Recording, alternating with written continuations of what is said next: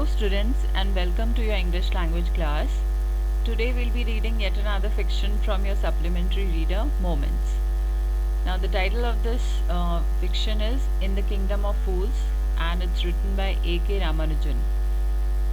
Now this is a Kannada folktale and this is an interesting story about a kingdom being ruled by a foolish king and foolish ministers. Their ways are weird and all of their decisions confirm their stupidity. They reversed all the laws in the country and everything in the kingdom had the same price, and that was one dudu. People were ordered to sleep during the day and work during the nights. But as we know that the fools are as much harmful to others as they are to themselves. It so happens that the king and the ministers become victims of their own foolishness and order their own execution. Now let us read the story and let us get to know what all weird things they used to do. In the kingdom of fools, both the king and the ministers were idiots. They didn't want to run things like other kings, so they decided to change night into day and day into night. So they wanted to do something different, so they reversed the order of the day. Like whatever the other people used to do during the daytime, now they want to do in the night time. So they ordered that everyone should be awake at night till their fields and run their businesses only after dark and go to bed as soon as the sun came up. तो जो भी काम लोग दिन में करते हैं उन्होंने ऑर्डर दिया दैट अब वो सारे काम वो रात को करेंगे. ठीक है, तो अपनी फील्ड्स को, अपने खेतों को उनको टिल करना, उनको जोतने का जो काम होता है, अपने खेतों को जोतने का काम जो है वो दिन में रात को करेंगे. अपने जितने भी बिजनेसेस, अपने जितने शॉप्स वगैरह हैं वो सब वो रात को चलाएंगे और दिन में सब लोग सोएंगे. Anyone who disobeyed would be punished with death. The people did as they were told for fear of death. Now everybody was scared that they'll be punished to death if they wouldn't follow the orders. The king and the minister were delighted at the success of their project. जो उनका plan था, जो वो it was being successful, they were very delighted, very pleased. One day a guru and his disciple arrived in the city. अब एक दिन एक गुरु और उनका शिष्य जो है वो सिटी में आते हैं. It was a beautiful city.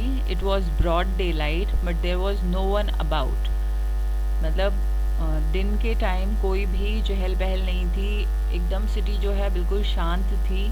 Everyone was asleep, not a mouse stirring. मतलब एक चूहा भी इधर से उधर नहीं दौड़ रहा था, उसकी भी आवाज़ नहीं सुनाई दे रही थी. The city was dead asleep.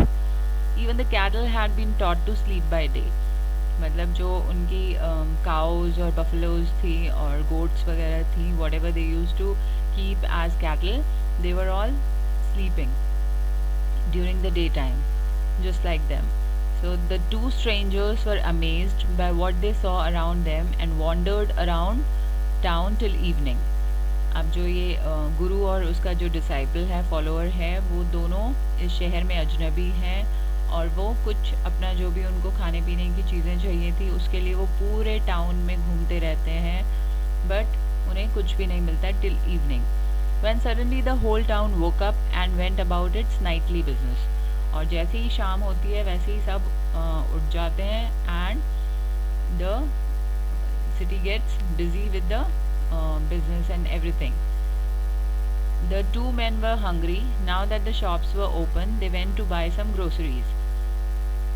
अब ये जो गुरु और डिसाइपल हैं इनको बहुत भूख लग रही होती है, तो वो पूरे अब सारी शॉप्स खुल गई हैं तो उन्हें ग्रोसरीज मतलब योर डेली यूज नीड्स जो होती हैं, आपकी जो डेली यूज आइटम्स होते हैं वो अपना ढूंढ रहे होते हैं कि कहीं से उनको जो रोज़मर्रा की चीज़ें उनको चाहिए होती हैं वो मिल जाए.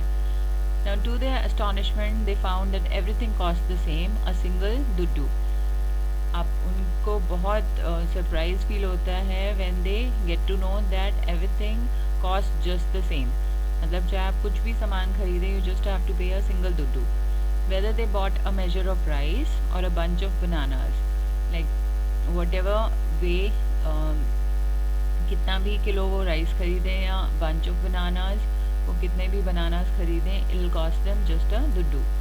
The guru and his disciple were delighted. They had never heard of anything like this. They could buy all the food they wanted for a rupee. अब उन्हें बहुत खुशी हो रही थी क्योंकि ऐसा उन्होंने इससे पहले नहीं कहीं पर भी देखा था कि सब कुछ आपको सिर्फ 1 रुपये में मिल जाए।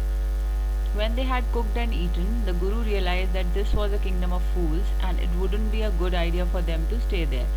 जब उन्होंने अच्छे से खा पी लिया तो गुरु ने ये रियलाइज़ किया कि it's not a good place जहाँ पे they can stay any longer. So he decides that we must continue with our journey. We must leave this place at once. This is no place for us, let's go, he said to his disciple, but the disciple didn't want to leave the place. अब disciple जो है वो वहाँ से नहीं जाना चाहता, उनका जो शिष्य है वो उस जगह से नहीं जाना चाहता। Everything was cheap here. All he wanted was good, cheap food.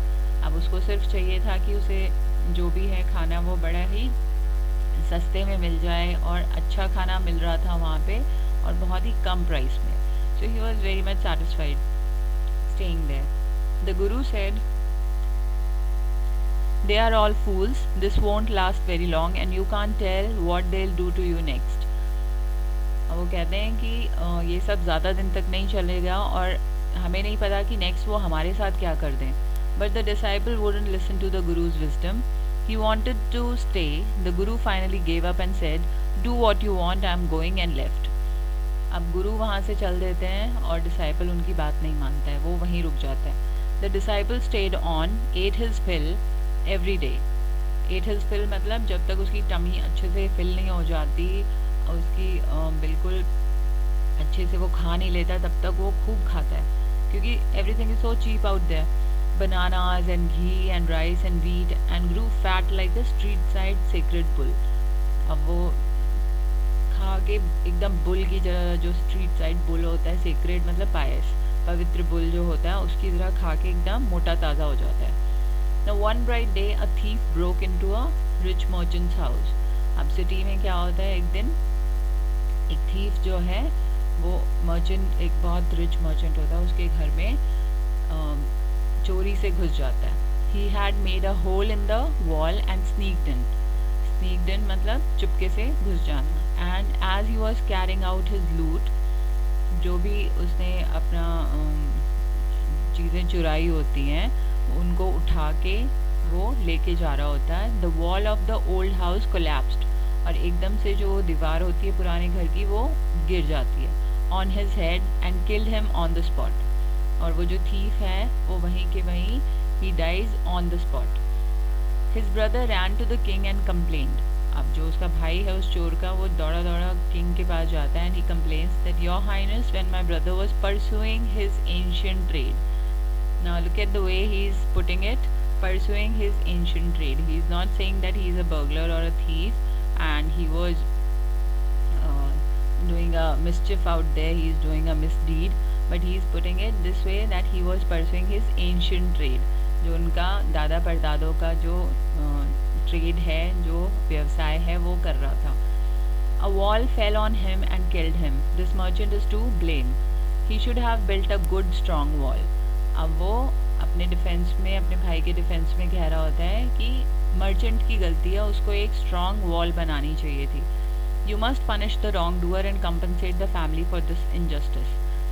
और आपको दोषी को सज़ा देनी चाहिए और हमारी फैमिली को जिसके साथ ये अन्याय हुआ है उसको कंपनसेट करना चाहिए, उसे कुछ पैसे दिलवाने चाहिए। Now the king said justice will be done, don't worry. और king अब obviously he is a fool, so he says that okay, justice will be done and you do not worry, and at once summoned the owner of the house. और उसने तुरंत किसको बुलाया, जो house का owner था उसे। When the merchant arrived, the king questioned him, "What's your name?" "Such and such, your highness." अब उसने मर्चेंट को बुलाया और किंग ने उसके आते ही पूछा कि तुम्हारा नाम क्या है। उसने अपना नाम सच एंड सच जो भी उसका नाम है वो बताया। Were you at home when the dead man burgled your house? क्या तुम घर पे ही थे जब वो चोरी करने के इरादे से तुम्हारे घर में घुसा? Yes, my lord. He broke in and the wall was weak. It fell on him. The accused pleads guilty. Your wall killed this man's brother. You have murdered a man. We have to punish you. अब वो कहते हैं कि जिसके ऊपर जो दोषी है, अक्यूज्ड है, वो गिल्टी साबित होता है क्योंकि तुम्हारी वॉल की वजह से इस आदमी का भाई मरा है। So you have murdered a man and we'll punish you. Lord, said the helpless merchant, I didn't put up the wall. It's really the fault of the man who built the wall. He didn't build it right. You should punish him. अब वो कहता है कि ये मेरी गलती नहीं है बल्कि जिसने ये वॉल बनाई है उसकी गलती है। So he should be punished. Who is that? My lord, this wall was built in my father's time. I know the man. He is an old man now. He lives nearby. The king sent out messengers to bring in the bricklayer who had built the wall. अब bricklayer मतलब जिसने वो wall बनाई होती है, तो उसको बुलाया जाता है, the mason, and they brought him tied hand and foot. उसके हाथ पैर बांध के उसको दरबार में लाया जाता है. You there? Did you build this man's wall in his father's time? Yes, my lord, I did. What kind of a wall is this that you built? It has fallen on a poor man and killed him. You've murdered him. We have to punish you by death. अब वो इसको accuse करते हैं कि तुमने दीवार बनाई थी तो you should be punished. Before the king could order the execution, अच्छा उसको execution मतलब जो death sentence होती है, जब उसको death sentence देने वाले होते हैं king, उससे पहले the poor bricklayer pleaded. वो गुजारिश करता है कि please listen to me before you give your orders. It's true I build this wall and it was no good. मैं मानता हूँ कि मैंने वो दीवार बनाई और वो अच्छी नहीं बनी थी, but that was because my mind was not on it. क्योंकि मेरा ध्यान जो था, I was not being able to focus. I remember very well a dancing girl who was going up and down that street all day with her anklets jingling. अब वो कह रहा है कि एक डांसिंग गर्ल, जब मैं ये वॉल बना रहा था, एक डांसिंग गर्ल थी जो बार बार उस स्ट्रीट से गुजर रही थी और उसकी जो पायल की आवाज़, एंकलेट्स मीन जो पायल, जो ऑर्नामेंट्स पहनते हैं पैरों में, तो उस पायल की जो जिंगलिंग, जो साउंड थी, टिंकलिंग साउंड, उसकी वजह से I couldn't keep my eyes और my mind on the wall I was building. I was not able to focus properly on my task. So you must get that dancing girl. तो अब now he is putting the blame on the dancing girl. I know where she lives. You are right. The case deepens. We must look into it. It is not easy to judge such complicated cases. Let's get the dancer wherever she is. अब king कहता है कि हाँ तुम सही कह रहे हो और ये केस तो है और ज़्यादा गहरा होता जा रहा है. अब इतने कॉम्प्लिकेटेड केस को हम इतना इजीली जज नहीं कर सकते, तो उस डांसर गर्ल को हम बुलाते हैं. The dancing girl, now an old woman, came trembling to the court. अब वो जो डांसिंग गर्ल होती है उस टाइम पे, now she has turn to an old woman and she is shaking and trembling just like oldies do. So, did you walk up and down that street many years ago while this poor man was building a wall? Did you see him? Yes, my lord, I remember it very well. So, you did walk up and down with your anklets jingling. You were young and you distracted him. So, he built a bad wall. So, now the king is also putting all the blame on her. It has fallen on a poor burglar and killed him. You've killed an innocent man. You'll have to be punished. अब वो कहते हैं कि तुम्हारी वजह से एक innocent आदमी की जान गई है, so we'll punish you. She thought for a minute and said, "My lord, wait. I know now why I was walking up and down that street." और मुझे याद आ गया कि उस दिन मैं बार बार क्यों उस स्ट्रीट से जा रही थी, आ जा रही थी. I had given some gold to the goldsmith. मैंने जो गोल्डस्मिथ कौन होता है बेटा? जो गोल्ड ऑर्नामेंट्स को बनाता है या रिपेयर करता है या बेचता है. तो मैं उस गोल्डस्मिथ के पास गई थी कुछ गोल्ड लेकर, जिससे मुझे कुछ ज्वेलरी बनवानी थी. He was a lazy scoundrel, मतलब ही इज़ अ फ्रॉडस्टर, और बहुत लेजी था. He made so many excuses, said he would give it now and he would give it then and so on all day. और वो बार बार बहाने बनाता रहा कि मैं तुम्हें अभी दे दूँगा, मैं तुम्हें तब दे दूँगा. He made me walk up and down to his house a dozen times. और वो बार बार मुझे चलवाता रहा और मैं कई बार उसके घर के चक्कर लगाती रही। That was when this bricklayer saw me. It's not my fault, my lord. It's the damned goldsmith's fault. ये किसकी fault है? Goldsmith की fault है. It's not my fault at all.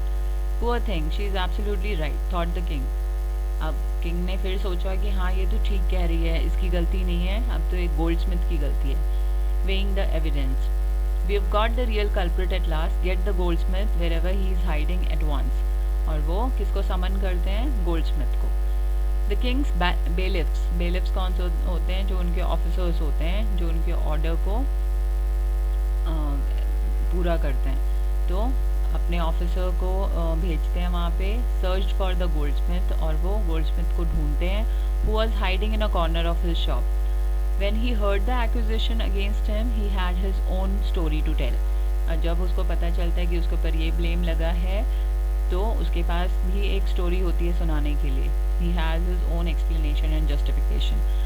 Now, my lord, he said, I am a poor goldsmith. It's true I made this dancer come many times to my door. I gave her excuses because I couldn't finish making her jewelry before I finished the rich merchant's orders.